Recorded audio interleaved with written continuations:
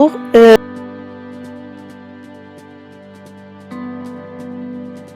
voilà le rapport de notre projet qui a été encadré par Monsieur Younes Tiamaz et réalisé par Rami Ptissam et moi Ramdani Shaima. Voilà un petit résumé sur notre projet.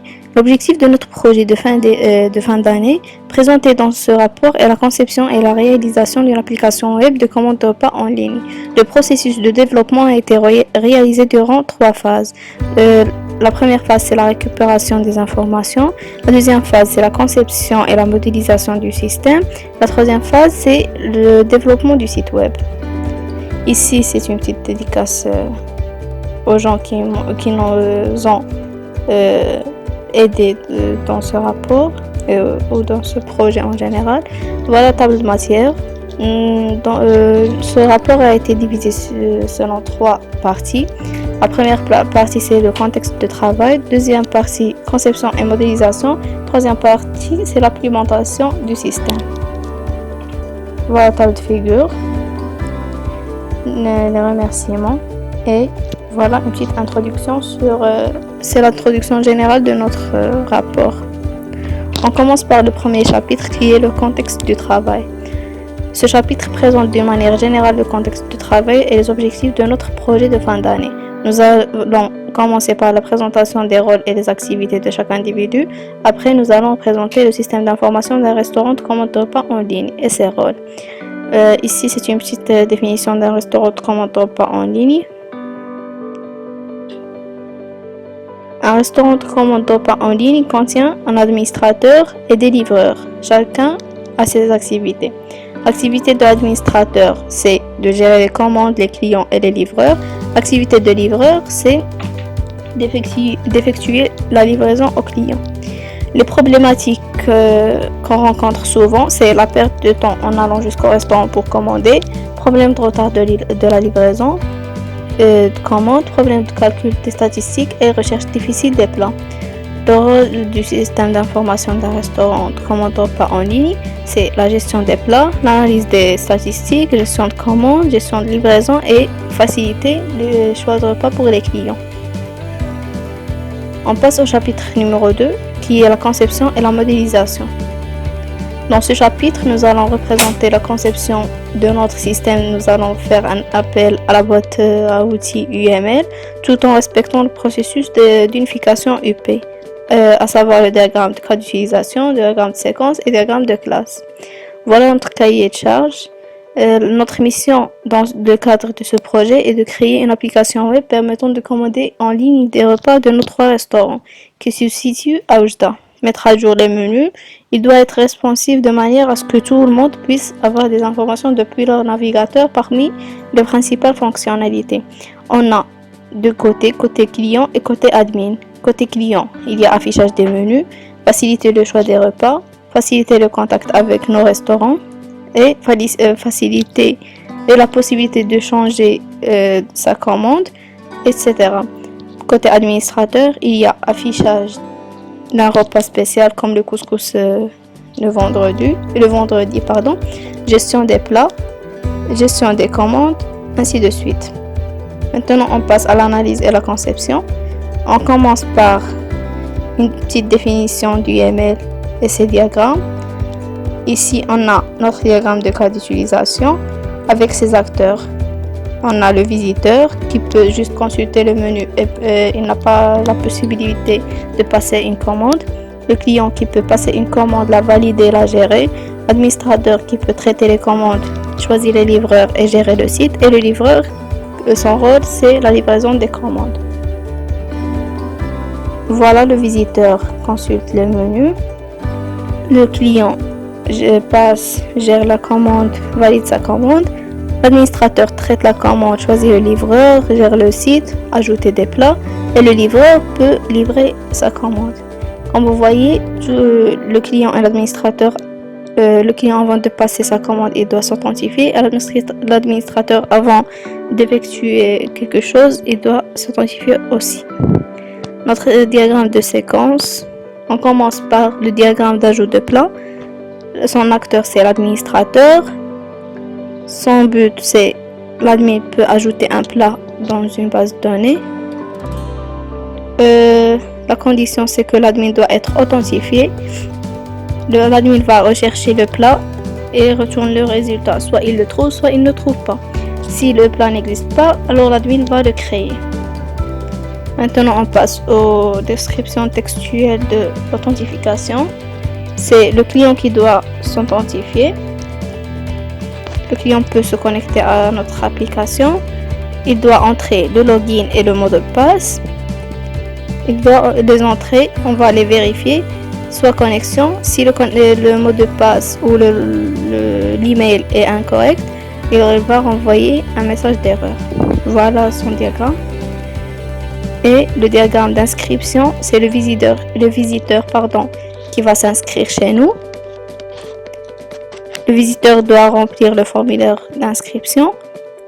Il va le remplir. Si ce visiteur existe déjà, un message d'erreur va être envoyé. Et le dernier diagramme, c'est le diagramme de la création d'une commande. C'est le client qui est l'acteur de ce diagramme. Il va effectuer une commande, c'est ça son but.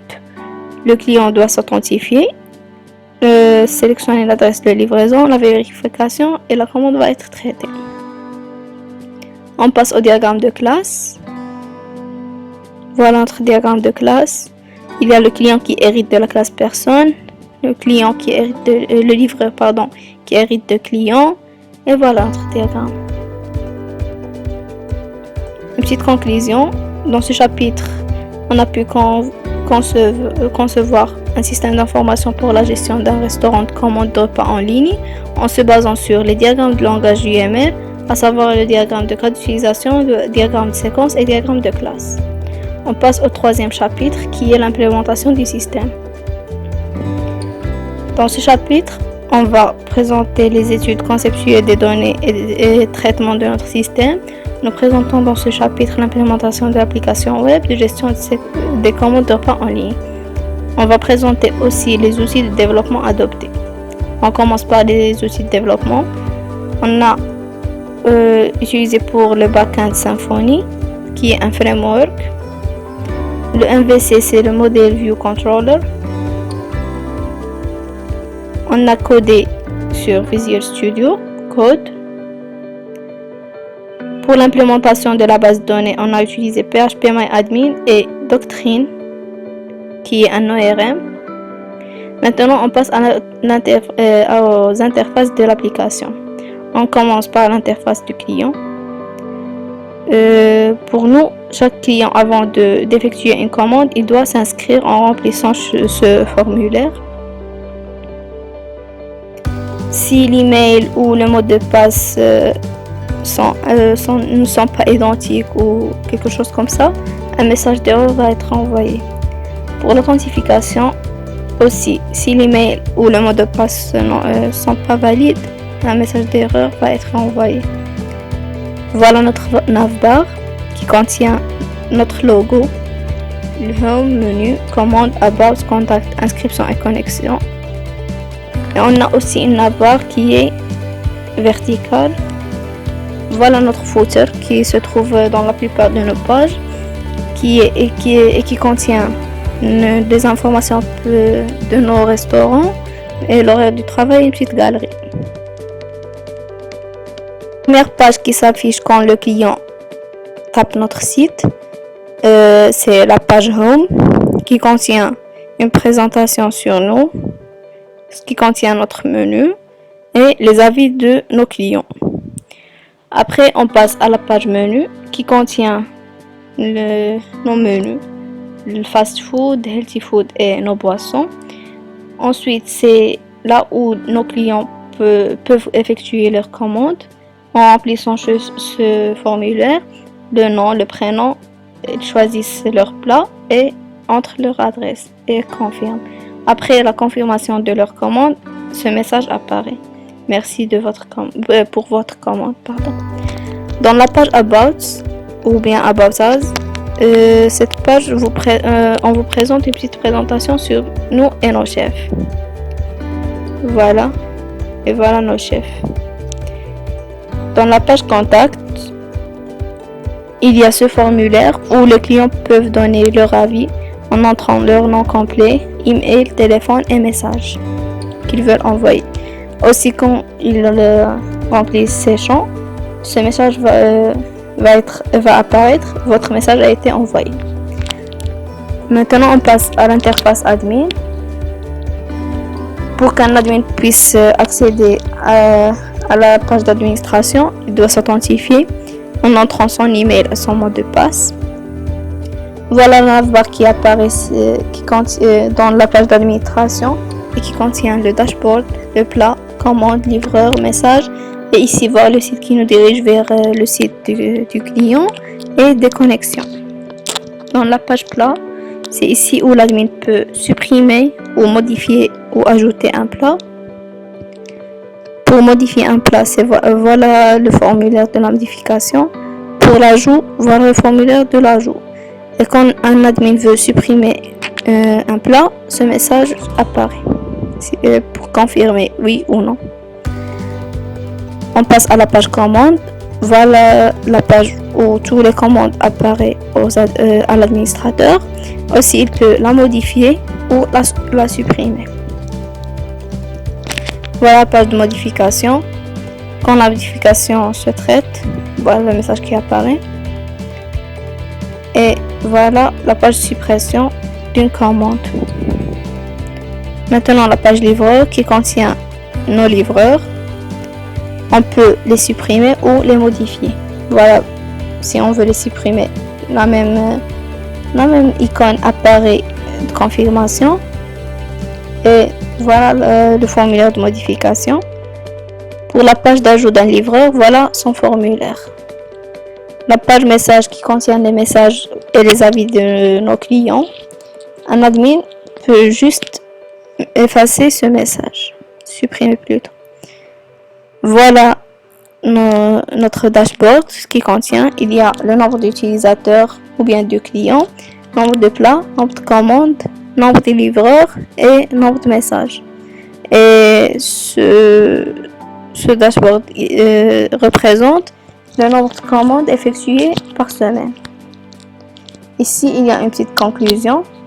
Dans cette mémoire de projet de fin d'année, nous avons regroupé toutes les étapes de la conception et la réalisation de notre application sur la gestion de commandes repas en ligne. Nous avons effectué la conception par la formalisation UP avec le langage UML. Enfin, pour l'implémentation de l'exécutable de l'application, on a utilisé l'environnement Visual Studio avec le framework Symfony et Bootstrap. Je ne l'ai pas dit durant ce rapport. Et ceci nous a permis d'avoir une bonne expérience et l'amélioration de notre connaissance concernant le domaine de la programmation web. Et merci.